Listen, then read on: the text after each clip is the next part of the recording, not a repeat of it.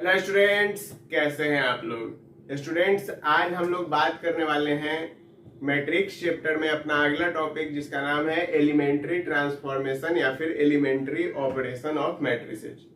अब जैसा कि नाम बता रहा है आपको, तो आपको नाम से पता चल रहा होगा कि इसमें या तो एलिमेंट्री ऑपरेशन मतलब कि कुछ ना कुछ एलिमेंट पे ऑपरेशन हो रहा होगा, या फिर कुछ ना कुछ एलिमेंट को ट्रांसफॉर्म किया जा रहा होगा, कुछ किया जा रहा होगा एलिमेंट के साथ, as per the name suggest. तो यदि आप भी ऐसा सोच रहे हैं तो आप बिल्कुल सही सोच रहे हैं, क्योंकि इस टॉपिक में हम लोग एलिमेंट के बारे में ही पढ़ेंगे कि कैसे एलिमेंट को जो है रो और कॉलम की मदद से ट्रांसफॉर्म किया जाता है, और इस पर बेस्ड जो कॉन्सेप्ट है जो कि आगे आएगा इनवर्स ऑफ ए मैट्रिक्स, तो उसको हम लोग इस कॉन्सेप्ट की मदद से कैसे सॉल्व करते हैं, ये सब जानेंगे आज के लेक्चर में। तो चलिए शुरू करते हैं आज के लेक्चर को बिना किसी देरी के। देखिए बच्चों, सबसे पहले हम लोग बात कर लें कि एलिमेंट्री ऑपरेशन या फिर ट्रांसफॉर्मेशन जिसको कहते हैं वो होता क्या है। तो एलिमेंट्री ऑपरेशन का मतलब क्या हुआ कि ऐसा ऑपरेशन जो कि परफॉर्म हुआ किस पे, मैट्रिक्स के एलिमेंट पर। किस पे, एलिमेंट्स ऑफ अ मैट्रिक्स पे जो ऑपरेशन परफॉर्म हुआ, कैसे परफॉर्म हुआ, तो आइदर रो वाइज यानी कि रो के मदद से, रो के तरीके से, या फिर कॉलम वाइज यानी कि कॉलम के तरफ से। तो दोनों ही में से कुछ भी हो तो उसको हम लोग क्या कहते हैं, उसको हम लोग कहते हैं एलिमेंट्री ऑपरेशन। ठीक है, मतलब कि 4 पॉइंट इसमें ध्यान रखिए, 4 शब्द पकड़िए। क्या, ऑपरेशन, एलिमेंट, रो वाइज और कॉलम वाइज। मतलब ऑपरेशन हो रहा है, किस पे हो रहा है, एलिमेंट पे हो रहा है, कैसे हो रहा है, रो वाइज हो रहा है या फिर कॉलम वाइज हो रहा है। बस यही जो कॉन्सेप्ट है, इसी को हम लोग कहते हैं क्या, एलिमेंट्री ऑपरेशन या फिर ट्रांसफॉर्मेशन। क्लियर। अब देखिए, एलिमेंट्री ऑपरेशन जो है वो 2 तरीके से होता है। ठीक है, यानी कि 2 टाइप है इसके। एक है आपका क्या, एक है रो वाइज ट्रांसफॉर्मेशन जिसको हम लोग रो ट्रांसफॉर्मेशन के नाम से जानते हैं, और एक है कॉलम वाइज ट्रांसफॉर्मेशन जिसको हम लोग कॉलम ट्रांसफॉर्मेशन के नाम से जानते हैं। ठीक है, तो अब इसमें यदि हम लोग बेसिक थिंकिंग सोचें तो बेसिक थिंकिंग के आधार पे हो क्या रहा होगा। तो रो वाइज में यदि आप सोचें तो रो वाइज में रो के साथ कुछ खेला जा रहा होगा, और कॉलम वाइज में कॉलम के साथ कुछ खेला हो रहा होगा। तो यही खेला को देखना है और समझना है। देखिए, सबसे पहला पॉइंट रो ट्रांसफॉर्मेशन में क्या कहता है कि द इंटरचेंज ऑफ एनी 2 रो, यानी कि क्या हुआ इसका मतलब, इंटरचेंज ऑफ एनी 2 रो, यानी कि कोई भी 2 रो को इंटरचेंज किया जा सकता है। मान लीजिए कि एक मैट्रिक्स है ए, क्या है, ए, और इसके एलिमेंट्स आपको दे रखे हैं 2 3 4 5 6 7 और 8 9 10। ये आपका मैट्रिक्स दिया हुआ है। ठीक है, अब आपसे ये कहा गया कि बताओ कि इसमें कैसे इस ऑपरेशन को लगाएंगे। तो हम लोग क्या कर रहे होंगे बच्चों, हम लोग किसी भी 2 रो को इंटरचेंज कर रहे होंगे। तो हम लोग एक नया मैट्रिक्स बनाएंगे B, और उसमें हम लोग क्या कहेंगे कि R1 जो है वो चेंज होके क्या हो गया है, R2, और R2 जो चेंज होके है वो क्या हो गया, R1। ठीक है, यानी कि ये वाइस वर्सा है। तो यहाँ पे यदि ऐसा लिख दिया हमने, तो यहाँ पे अब जो नया मैट्रिक्स बनेगा B, वो क्या बना, 5 6 7 2 3 4 और 8 9 10। तो ये जो है इसका क्या हो गया, ये हो गया इसका इंटरचेंजिंग ऑफ रो, यानी कि ये रो जो है वो इसमें आ गया, और ये वाला रो जो है पूरा चेंज होके पहला रो में चला गया। ठीक है, तो इसको हम लोग ऐसे भी कह सकते हैं कि Ri से हम लोग क्या कर रहे हैं, Rj को इंटरचेंज कर रहे हैं। मतलब कि ith रो और jth रो जो है उसको हम लोग क्या कर रहे हैं आपस में, उसको हम लोग आपस में इंटरचेंज कर रहे हैं। बात समझ आया कि नहीं आया। अब आप पूछेंगे कि ये जो कॉन्सेप्ट है इसका यूज कैसे होगा। तो क्वेश्चन जब हम लोग इस पे बनाएंगे, जब हम लोग मैट्रिक्स का इनवर्स पढ़ने जाएंगे, तब हम लोग को समझ आएगा कि अच्छा इसका क्वेश्चन जो है कैसे होगा। ठीक है, किस टाइप का होगा। यहां तक सारा बात क्लियर है। चलिए अब देखिए, दूसरा पॉइंट क्या कहता है। दूसरा पॉइंट ये कह रहा है कि the multiplication of the element of any row by a non zero number. मतलब कि हम लोग किसी भी रो में एक नॉन जीरो नंबर से मल्टीप्लाई कर सकते हैं। ठीक है, मतलब कि मान लीजिए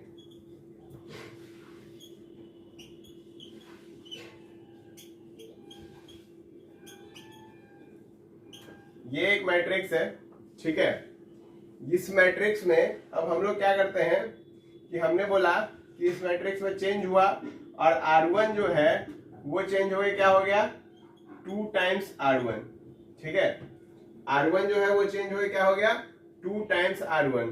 तो मतलब कि R1 क्या हो गया, ये हो गया 4 6 8 5 6 7 और 8 9 10।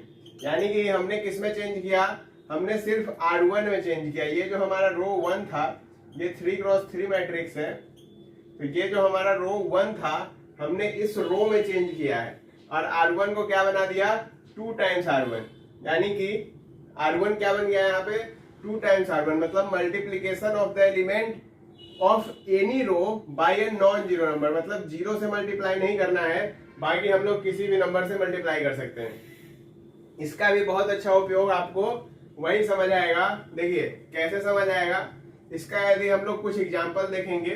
ठीक है, अभी पहले इसको समझते हैं, रो ट्रांसफॉर्मेशन, कॉलम ट्रांसफॉर्मेशन, फिर इसका कुछ एग्जांपल भी देखेंगे। तो उसमें मैं आपको बताऊंगा कि मान लीजिए कि हमको ये एक मैट्रिक्स दे रखा है। ठीक है, और इस मैट्रिक्स से बच्चों हमको बना देना है एक आइडेंटिटी मैट्रिक्स, यानी कि 1 0 0 0 1 0 और 0 0 1। अब हमको इस मैट्रिक्स से इस मैट्रिक्स में चेंज करना है। अब हम लोग कैसे करेंगे, तो वही जो कैसे करेंगे उसी को समझने के लिए हम लोग को यहाँ पर क्या करना पड़ेगा, ये सारा ऑपरेशन लगा लगा के इसको सॉल्व करना पड़ेगा। ठीक है, चलिए कैसे करेंगे ये हम लोग अभी कुछ देर में देखेंगे। चलिए इतना समझ आया। चलिए तीसरा पॉइंट क्या कह रहा है, तीसरा पॉइंट कह रहा है कि इसमें आप किसी भी जेथ कॉलम में, देखो किसी भी जेथ कॉलम में मल्टीप्लाई कर सकते हो। शुरू से समझो, the addition of element of any row to the corresponding element of other row multiplied by a non zero number. कुछ पहले पढ़ा, यदि नहीं पढ़ा तो चलो एग्जांपल से समझते हैं। मान लो, वैसे मैं तुमको समझा देता हूँ, चलो नहीं भी पहले पढ़ा फिर भी चलो पहले स्टेटमेंट समझते हैं फिर एग्जांपल पे चलते हैं। Addition of element of any row to the corresponding element of another row multiplied by non zero number.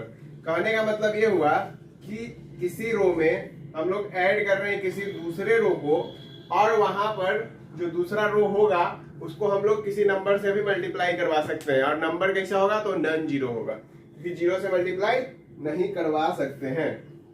बात समझ आया कि नहीं आया, किसी नॉन जीरो नंबर से हम लोग मल्टीप्लाई करवा सकते हैं। अब देखो मैंने फिर वही एग्जांपल दिया,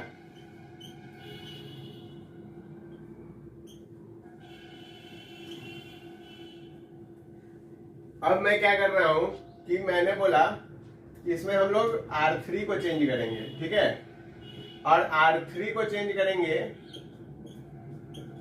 कुछ इस प्रकार से, R3 tends to R3 plus 2 times R1। एक खास बात ध्यान रखना कि जैसे हमने यहाँ पे लिखा R3, तो यहाँ पर भी R3 आएगा, यानी कि जो रो हम लोग यहाँ पे लिख रहे हैं वही रो यहाँ पे भी होना चाहिए। यदि तुम ऐसा नहीं करते हो तो जब तुम सॉल्व करोगे तो होगा ऐसे, ज्यादातर सही हो सकता है, लेकिन कभी कभार जो है क्या होगा कि वो चीजें गलत हो जाएंगी। ठीक है, क्यों, क्योंकि जब तुम बहुत सारा करने लगोगे इसको ना, बहुत सारा कंफ्यूजन आएगा, उसमें तुम्हारा जो है सारा सत्यानाश हो जाएगा। बात समझ आया कि नहीं आया, तो इस चीज को ध्यान से समझना है, बुझना है। बात समझे, चलो अब देखो, तो R3 जो है वो क्या बन गया 2 टाइम्स ऑफ R1। तो R3 था 8 9 10, पहले तो लिख लो। अब देखो हमको जो है R1 में कोई चेंज करना है क्या, R1 में कोई चेंज नहीं करना है। जो तुम यहाँ पे लिख रहे हो इसका क्या मतलब हुआ, इसका मतलब हुआ R3 tends to, R3 tends to मतलब R3 में ही सिर्फ चेंज होगा, R1 और R2 एज इट इज लिखे जाएंगे। तो 2 3 4 5 6 7 तुम एज इट इज लिख दो। अब आ गया 8 9 10, 8 9 10 में चेंज होगा, कैसे चेंज होगा, ये 8 था और 2 times of R1, 2 times of R1 मतलब कि ये 4 हो गया, 8 और 4 कितना हो गया 12 हो गया। ये 9 था और 2 टाइम्स ऑफ R1 मतलब ये 6 हो गया, 9 6 कितना हो गया 15 हो गया। ये 10 था और 2 टाइम्स ऑफ R1 मतलब 10 और 8 कितना हो गया 18 हो गया।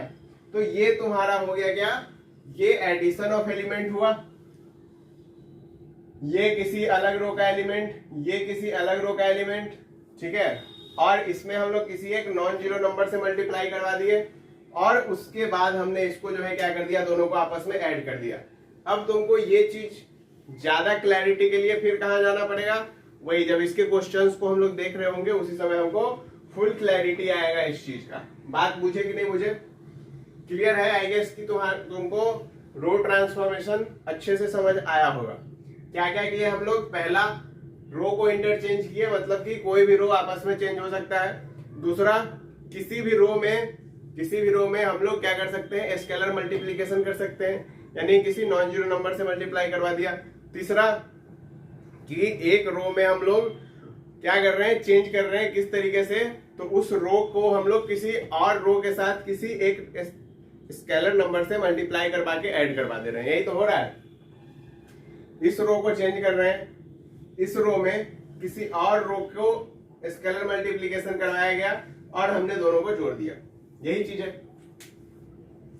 पूछ गए, क्लियर। चलो, अब तो ये रो ट्रांसफॉर्मेशन खत्म हो गया। अब जैसा रो ट्रांसफॉर्मेशन है, same to same, ditto same, एकदम एग्जैक्ट, बस रो के जगह कॉलम कर दो, वही करना है तुमको कॉलम ट्रांसफॉर्मेशन में। यानी कि इसमें क्या जा रहे थे, हॉरिजॉन्टल जा रहे थे, उसमें वर्टिकल काम होगा। ठीक है, चलो देखते हैं। पहले तो हम इसको हटा दें क्योंकि अब रो ट्रांसफॉर्मेशन का कोई काम नहीं है, और उम्मीद है हमको कि तुम लोग को समझ में आया होगा। और यदि नहीं आया है तो क्या करना है तुमको जो है फटाफट से खोलना है कमेंट सेक्शन और उसमें लिखना है कि भाई मेरा ये प्रॉब्लम है, मेरे को ये नहीं समझ आया, तो मैं तुमको बता दूंगा वो चीज। ठीक है, चलो अब देखो कॉलम ट्रांसफॉर्मेशन क्या होगा कि the interchange of any two column, मान लो ये एक मैट्रिक्स है,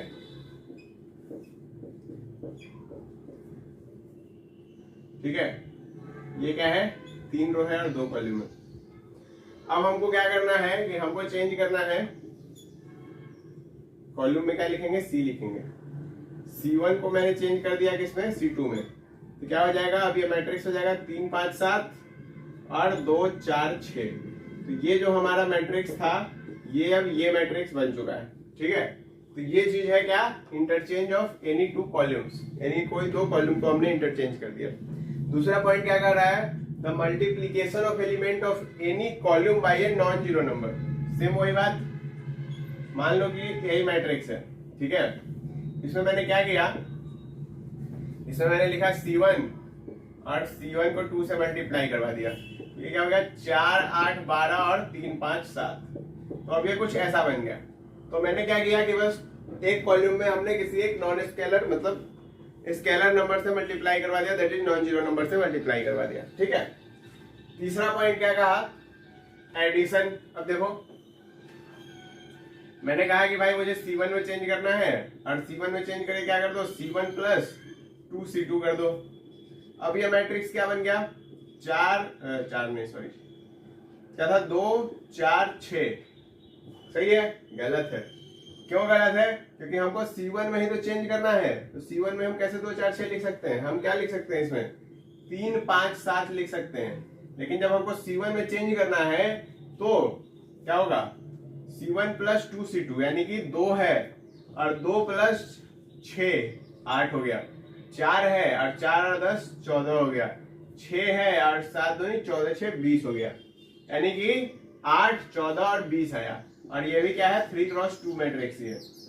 यानी कि हमने यदि एक चीज को गौर किया तो क्या हम लोग रो ट्रांसफॉर्मेशन और कॉलम ट्रांसफॉर्मेशन किसी भी मैट्रिक्स पे लगा सकते हैं। रो ट्रांसफॉर्मेशन में मैंने तुमको सारा चीज दिखाया है किसमें, स्क्वायर मैट्रिक्स में। कॉलम ट्रांसफॉर्मेशन में मैंने तुम्हें सारा कैलकुलेशन किसमें दिखाया है, रेक्टेंगुलर मैट्रिक्स में।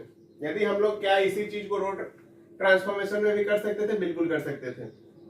क्या यही चीज कॉलम ट्रांसफॉर्मेशन में स्क्वायर मैट्रिक्स में हो सकता है, बिल्कुल हो सकता है। तो हमको ये बाउंडेशन नहीं है कि तुम्हारे पास स्क्वायर मैट्रिक्स ही होना चाहिए और तुम्हारे पास रेक्टेंगुलर मैट्रिक्स ही होना चाहिए। लेकिन लेकिन लेकिन लेकिन ये तो है एलिमेंट्री ट्रांसफॉर्मेशन का रूल। अच्छा, एलिमेंट्री ट्रांसफॉर्मेशन इतना जरूरी क्यों है, जरूरी इसके लिए है क्योंकि हम लोग को इसका काम जो है अभी तो इनवर्स ऑफ ए मैट्रिक्स निकालने में आएगा। उसके अलावा जब हम लोग अगला चैप्टर पढ़ेंगे डिटरमिनेंट, डिटर्मिनेंट के क्वेश्चंस को सॉल्व करने में एलिमेंट्री रो ट्रांसफॉर्मेशन और एलिमेंट्री कॉलम ट्रांसफॉर्मेशन का बहुत बड़ा योगदान होता है। बात समझ आया कि नहीं आया? क्लियर है? एक खासा बात और ध्यान रखना, खासा बात मतलब स्पेशल, कि यदि तुम किसी भी मैट्रिक्स में एलिमेंट्री ऑपरेशन कर रहे हो तो आइदर तुम रो वाइज जाओ सारा और कॉलम वाइज जाओ। जब तुमको ऐसे जो है, जब तुम डिटर्मिनेंट में पढ़ोगे ये चीज तो तुम कैसे भी चल सकते हो, उसमें कोई दिक्कत नहीं आएगा। लेकिन यदि तुम इसी चीज को इनवर्स ऑफ ए मैट्रिक्स में जाओगे तब तुमको आइदर रो वाइज जाना पड़ेगा या फिर तुमको कॉलम वाइज जाना पड़ेगा। अब रो वाइज और कॉलम वाइज क्यों जाना पड़ेगा ये हम लोग देखेंगे कब, जब हम लोग इनवर्स पढ़ेंगे। अभी तुमको ये दोनों चीज क्लियर हुआ, कॉलम ट्रांसफॉर्मेशन और रो ट्रांसफॉर्मेशन। ठीक है, 3 पॉइंट है, एकदम दिमाग में बैठा लो। इस पे कुछ क्वेश्चन देखते हैं। ठीक है बच्चों, ये 3 सवाल तुम्हारे सामने रखे हुए हैं। पहला ये है, ये क्या है, एक 2x2 का मैट्रिक्स है, ये एक 3x3 का मैट्रिक्स है और ये एक फिर से 2x2 का मैट्रिक्स है। अब मैंने 2 2x2 क्यों लिए हैं मैं बताता हूं। तुमको इसको जो है कन्वर्ट करना है I2 में। I2 मतलब, I2 का मतलब होता है 1 0 0 1। ठीक है, इसको कन्वर्ट करना है I3 में और इसको भी कन्वर्ट करना है I2 में। लेकिन ट्विस्ट क्या है, ट्विस्ट ये है कि इसको तुम रो ट्रांसफॉर्मेशन से करोगे, इसको भी तुम रो ट्रांसफॉर्मेशन से करोगे, लेकिन इसको जो है इसको तुम क्या करोगे, कॉलम ट्रांसफॉर्मेशन से करोगे। ठीक है, तो क्या करना है तुमको, यदि तुमको सब कुछ समझ आया है तुम वीडियो पॉज करो, ठीक है, और सॉल्व करने की कोशिश करो, फिर आंसर मिलाओ। ठीक है, यदि नहीं समझ आया है, कुछ डाउट रह गया है तो मैं ये बना रहा हूं, इसको समझो। ठीक है, फिर तुम लोग अपने हिसाब से जिसमें लगे कि हाँ ये हम कर सकते हैं तो उसको खुद से ट्राई करना। बाकी तीनों का सॉल्यूशन मैं पूरा समझा के बताऊंगा। ठीक है, चलो शुरू करें। देखो, जब भी तुमको रो ट्रांसफॉर्मेशन करने के लिए कहा जाए तो तुमको कैसे चलना है। यदि 2x2 मैट्रिक्स है तुम चलोगे ऐसे, ठीक है, इस प्रकार से कुछ तुमको चलना है। यानी कि सबसे पहले तुमको इस एलिमेंट को देखना है, फिर इस एलिमेंट के पास जाना है, फिर इस एलिमेंट के पास जाना है और फिर लास्ट में इस एलिमेंट के पास जाना है। ठीक है, तो अब हमको क्या चाहिए, हमको चाहिए 1 0 0 1। यानी कि हमारे पास है 2 1 5 और 3। अब हमको यहाँ पे क्या चाहिए बच्चों, यहाँ पे चाहिए हमको 1। ठीक है, यदि तुम देखो तो हम लोग एक काम कर सकते हैं, ये ए मैट्रिक्स नाम दे दो इसको। तो हम लोग यदि एक काम करते हैं कि इसमें एक एलिमेंट्री ऑपरेशन लगाते हैं, R1 में R1 माइनस R2। ठीक है, अब देखो एडिशन जो था इसको तुम ऐसे भी लिख सकते हो, R1 plus minus 1 into R2 that is also is equal to R1 minus R2। ठीक है, क्या हो गया, ये दोनों तो आपस में बराबर है ना, समझ आया बात। तो या तो तुम R1 माइनस R2 लिख लो या फिर R1 plus of minus R2 लिख लो, बात बराबर ही है। ठीक है, तो अब हम लोग यदि R1 में R1 माइनस R2 करते हैं तो यहाँ पे तो 2 का 1 हो गया। देखो 2 माइनस 1, यहाँ पे 1 ही रहा, यहाँ पे 3 ही रहा और यहाँ पे 5 में से 3 घट के क्या हो गया, 2 हो गया। बढ़िया बढ़िया बढ़िया बढ़िया। अब तुम यदि गौर करो तो अब हमने यहाँ वाला एलिमेंट का काम निपटा दिया, क्योंकि हमको 1 चाहिए था, हमारा 1 आ गया यहाँ पे। अब क्योंकि जो हमारा रिक्वायर्ड रहेगा उसी के हिसाब से हम चलेंगे। अब यहाँ पे हमको क्या चाहिए, यहाँ पे हमको चाहिए 0। यदि हमको यहाँ पे 0 चाहिए तो क्या करा जाए बताओ, R2 में चेंज करना है।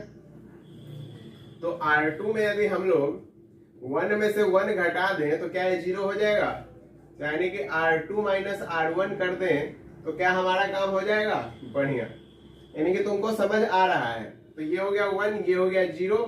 अच्छा, ये 3 में से 2 घट के 1 हो गया और ये क्या हो गया, ये हो गया 2। बढ़िया। अब यहाँ पे 1 लाना था, लेकिन यहाँ पे 1 क्या हुआ, खुद आ गया, तो हमारे लिए बढ़िया बात हो गया। अब क्या करना है, अब हमको बस एक स्टेप और करना है कि हमको इस वाले एलिमेंट को चेंज करना है। अब इस वाले एलिमेंट को कैसे चेंज करेंगे, अब यदि इसको 1 बनाना है कि 0 बनाना है, इसको बनाना है 0, तो यदि हम लोग को इसको 0 बनाना है तो R1 में हमको चेंज करना पड़ेगा। तो हम यहाँ पे लिखेंगे R1 और माइनस 2 टाइम्स ऑफ R2। तो यदि हम 2 टाइम्स ऑफ R2 करें तो देखो 1 हो गया, पहले तो R2 तुम लिख लो, 0 है 1 है, ठीक है। अब तुमको R1 में चेंज करना है, तो 1 माइनस 2 टाइम्स ऑफ 0 क्या हो गया, 1 ही हो गया। और 1 माइनस 2 टाइम्स ऑफ, नहीं 2 माइनस 2 टाइम्स ऑफ 1 यानी कि 2 माइनस 2, ये भी क्या हो गया, 0 हो गया। यानी कि क्या हमको जो चाहिए था मैट्रिक्स वो हमारा मैट्रिक्स आ गया, क्या हमको जो मैट्रिक्स चाहिए था वो हमारा मैट्रिक्स आ गया। समझ आया, मैंने 3 ऑपरेशन यहाँ पे किए, पहले R1 को ट्रांसफॉर्म किया R1 माइनस R2 में, फिर R2 को ट्रांसफॉर्म किया और फिर R1 को ट्रांसफॉर्म कर दिया। क्या ये बात क्लियर है, कोई परेशानी इसमें नहीं है। चलो तो बच्चों अब दूसरा क्वेश्चन क्या है, दूसरा क्वेश्चन है ये 3x3 का मैट्रिक्स है, तो इसका आइडेंटिटी क्या होगा, 1 0 0 0 1 0 और 0 0 1। तो हमको कुछ इस टाइप से एलिमेंट लाना है, कैसे लाएंगे देखो, 1 3 माइनस 2 माइनस 3 0 माइनस 5 2 5 0, ये है ए का वैल्यू।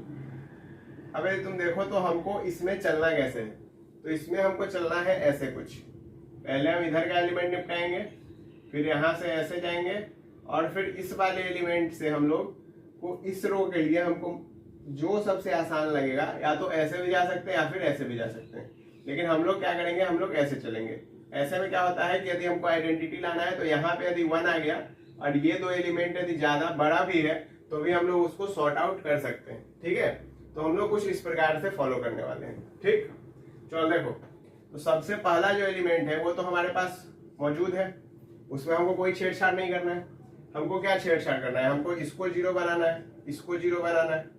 तो एक बात जान लो बच्चों की इसमें क्या है कि एक साथ तुम 2 ऑपरेशन अलग अलग रो पे परफॉर्म कर सकते हो और दोनों रो आपस में क्या होने चाहिए, आपस में उनका कोई कनेक्शन नहीं होना चाहिए। देखो ऐसे समझते हैं, जैसे मैंने R2 पे एक ऑपरेशन लगाया, R2 माइनस नहीं R2 प्लस 3R1, ठीक है, ये मैंने ऑपरेशन लगाया। और मैंने R3 पर एक ऑपरेशन लगाया, R3 माइनस 2R1।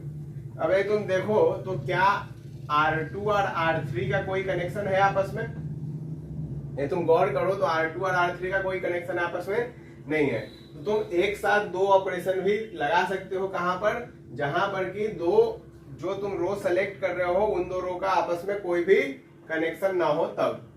तो ये जो है यहाँ पे तुम गौर करो तो ये 0 हो जाएगा, क्योंकि यहाँ पे 3 माइनस 3 0 और यहाँ पे 2 माइनस 2 क्या हो गया, 0। बढ़िया। अब देखो तुम R1 को तो ऐसे ही लिख दो, बढ़िया। अब तुमको R2 को देखना है, R2 प्लस 3R1, तो यानी कि तुम्हारा R2 0 है और 3R1 यानी कि ये हो गया 9।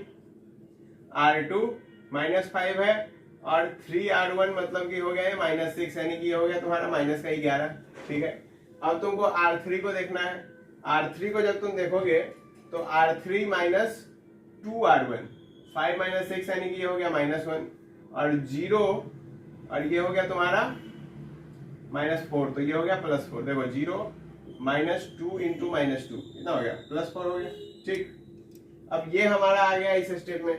हमने क्या किया, हमने पहला कॉलम के सारे एलिमेंट को ला दिया, क्या यही हुआ ना, रो ट्रांसफॉर्मेशन से हमें पहला कॉलम का सारा एलिमेंट मिल चुका है। अब हम लोग को कहाँ भरना है, अब हम लोग को भरना है यहाँ, इसको क्या करना है, इसको करना है 0, ठीक है।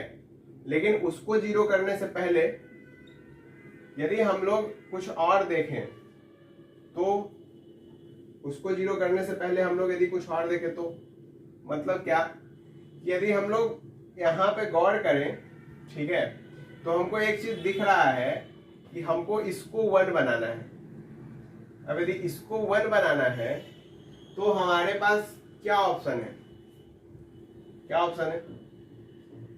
इसको जीरो बनाना है, इसको जीरो बनाना है। चलो इसको जीरो बनाना है, इसको जीरो बनाना तो कोई दिक्कत नहीं है, लेकिन यदि इसको 1 बनाना है तो क्या करना पड़ेगा? यदि हम R2 में एक ऑपरेशन लगाए, R2 में एक ऑपरेशन लगाए, R2 और प्लस 8R3, तो क्या हमारा ये एलिमेंट 1 हो जाएगा? नहीं, तुम गौर करो, देखो R2 है 9 और प्लस -8 एज इट इज। अच्छा हाँ, तो रुको, ये चेंज नहीं होगा, R2 में चेंज होगा। तो R2 यहाँ पे कितना है? यहाँ पे -11 और प्लस में 32, कितना हो गया? 2 में से क्या है? 3 में से 1 गया 2, यानी कि ये हो गया 21। बढ़िया।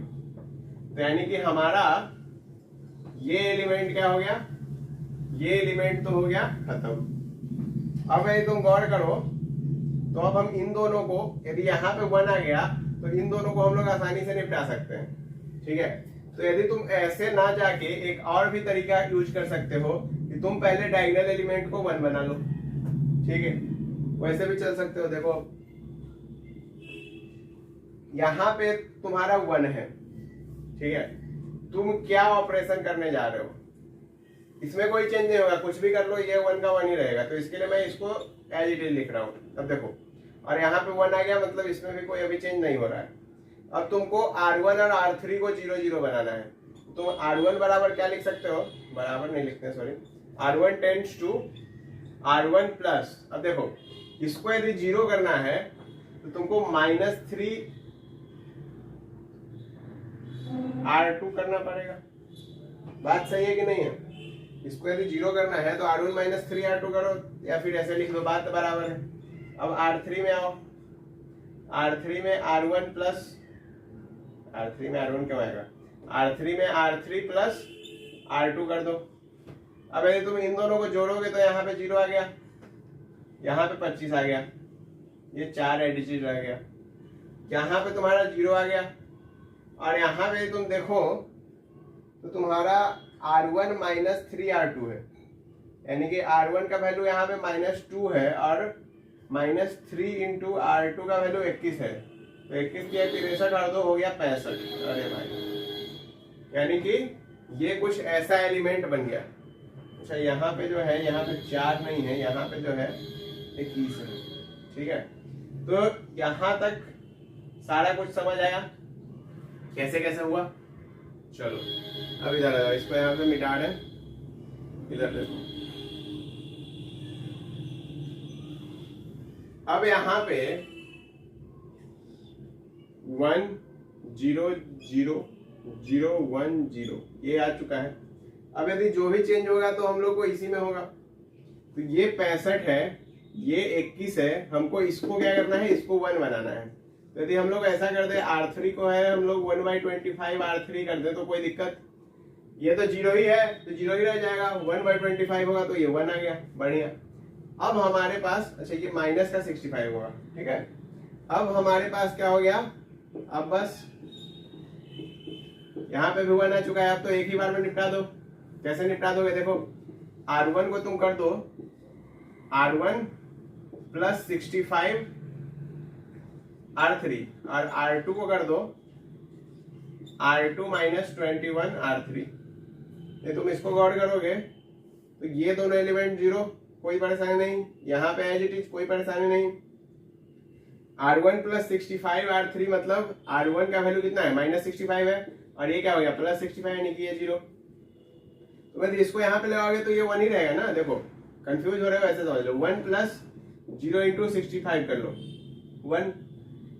यहाँ पे कोई चेंज ही नहीं आएगा क्योंकि 0 प्लस 0 इंटू 65 0। समझ आ गया बात? तो कंफ्यूज नहीं होना है, आराम से करना है। यहाँ पे क्या है? R2 माइनस 21 R3 मतलब कि R2 का वैल्यू 21 और माइनस 21 क्या हो गया? 0। तो क्या हमको जो चाहिए था आइडेंटिटी मैट्रिक्स 3x3 का, तो क्या हमको मिल गया?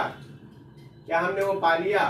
बिल्कुल पा लिया। तो यदि हम इसको थोड़ा सा गौर करें तो इसको हम लोग ऐसे कह सकते हैं कि हम निकले यहाँ से हमने डायगोनल वाले एलिमेंट को अचीव किया, ठीक है। डायगोनल वाले एलिमेंट को अचीव करके हम इस पूरे रो को सॉल्व कर दिए। फिर हम लोग मान लो कि यहाँ से निकले या फिर यहाँ से निकले, कहीं से भी निकल लो, ठीक है, यहीं से निकल लो, और इससे हमने क्या कर दिया, इस पूरे रो को जो है खत्म कर दिया। तो तुमको सबसे पहले यदि फोकस करना है तो तुमको सबसे पहले देखो डायगोनल को बना लो 1। सबसे आसान तरीका अभी तक जो तुम्हारे समझ में आया वो यही है कि डायगोनल को बना लो 1 और उसके बाद सॉल्व कर लो।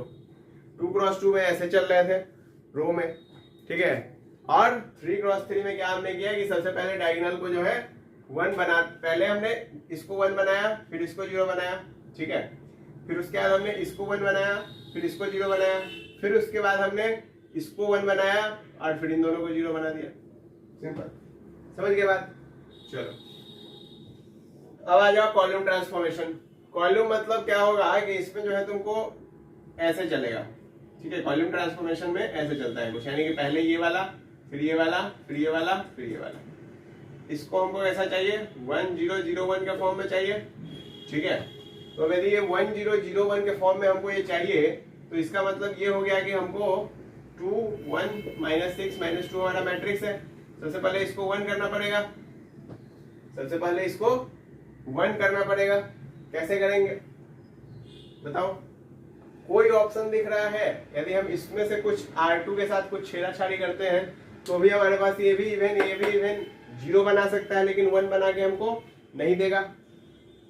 यानी कि हम यहाँ पे एक काम कर सकते हैं, ये हमारा C1 है, ठीक है, तो C1 में 1 बनाना है तो C2 तो एज इट इज रहने वाला है। C1 को 1 कैसे बनाते हैं? तो C1 को हमने क्या किया, 1/2 C1 कर दिया। लो, इससे क्या हुआ, ये तो 1 बन गया, आपसे डिवाइड हो गए, और ये क्या बन गया, ये बन गया 1/2। अब हमको इसको 0 बनाना है। इसको 0 कैसे बनाएंगे, कैसे बनाएंगे इसको 0? सोचो कैसे बना दोगे? C2 में चेंज करना है, C2 और प्लस 6 C1 कर दो। देखो ये 1 है, ये 1/2 है, इसमें यदि हम लोग C2 कितना है, -6 है, और इसमें 6 C1 जोड़े, यानी कि ये कितना हो गया, 6 हो गया, ये 0 आ गया, ये -2 है, और इसमें जोड़ दे हम लोग क्या, 1/2 × 6 यानी कि 3, तो ये कितना हो गया, 1 आ गया। बढ़िया, अब तो हमारे पास बढ़िया हो गया ना। ये तुम देखो तो इस एक ऑपरेशन ने हमारे 2 एलिमेंट को ला दिया। अब हमको बस इसको लाना है। इसको लाने के लिए क्या करना पड़ेगा, बस खेला हो गए, C1 में चेंज करो। क्या चेंज करो, C1 और प्लस, अब इसको 1 को हाफ करना है, तो हाफ टाइम्स, एक minute, C1 minus half times C2, ठीक है भाई। तुम यदि इसको देखो तो C2 का वैल्यू, C1 का वैल्यू 1/2 माइनस 1/2, 0 आ गया। यही था ना, क्या ये यही चीज था? ऐसा ही था, क्योंकि यदि तुम यहाँ पे देखोगे तो 1 माइनस हाफ C2 यानी कि 0, तो दैट इज 1 ही तो रहना है, ठीक है, तो उसमें कोई चेंज नहीं आएगा। लेकिन इसमें जब ऐसे किया तो चेंज आ गया। तो ये था हमारा एलिमेंट्री ऑपरेशन, ठीक है, मतलब जो तुमने रूल पढ़ा और उस पे कुछ हमने क्वेश्चंस देख लिए। अब ये क्वेश्चन देखे वो तुम यहाँ पे, तो इसका बहुत सारा हेल्प तुमको मिलेगा इनवर्स निकालने में। कैसे मिलेगा वो हम लोग जानेंगे नेक्स्ट लेक्चर में, जिसमें हम लोग पढ़ेंगे किसके बारे में, इनवर्स ऑफ ए मैट्रिक्स के बारे में। तब तक के लिए क्या करना है तुमको जो डीपीपी मिला हुआ है उसको सॉल्व करते रहना है। और हम लोग में मतलब मैं जो हूँ तुम लोग के लिए मैट्रिक्स में आगे एनसीईआरटी एग्जाम्पलर का भी सॉल्यूशन लाने वाला हूँ पूरा, यानी कि उसमें जो भी 100 क्वेश्चन के आसपास है मैट्रिक्स में, वो सारे क्वेश्चन होंगे। 1 या 2 लेक्चर उसका लगेगा, ठीक है, और थोड़ा लंबा लेक्चर होगा 1 आवर के आसपास का, तो उसको भी हम लोग जो है पूरा सॉल्व करेंगे। और उसके बाद मैट्रिक्स के कुछ पीवाईक्यू भी देखेंगे, वो एक और लेक्चर आएगा उसका। तो मतलब अभी इसके बाद तुमको 4 लेक्चर आने वाले हैं। एक इनवर्स ऑफ ए मैट्रिक्स का, 2 आएगा तुम्हारा, कम से कम 2, हो सकता है कि एग्जाम्पलर में 100-120 क्वेश्चन है तो हो सकता है कि वो 3 लेक्चर भी लग जाए, लेकिन मैं कोशिश करूंगा कि 2 लेक्चर में हो जाए। और उसके बाद 1 लेक्चर और तुम्हारा किसका, जो कि तुम्हारा पीवाईक्यू रिलेटेड क्वेश्चंस होंगे, ठीक है। तो तब तक के लिए आपको जो है, जो भी आपके पास बुक है उससे क्वेश्चंस को प्रैक्टिस करते रहना है और रिवीजन करते रहना है, ठीक है। तब तक के लिए बाय बाय।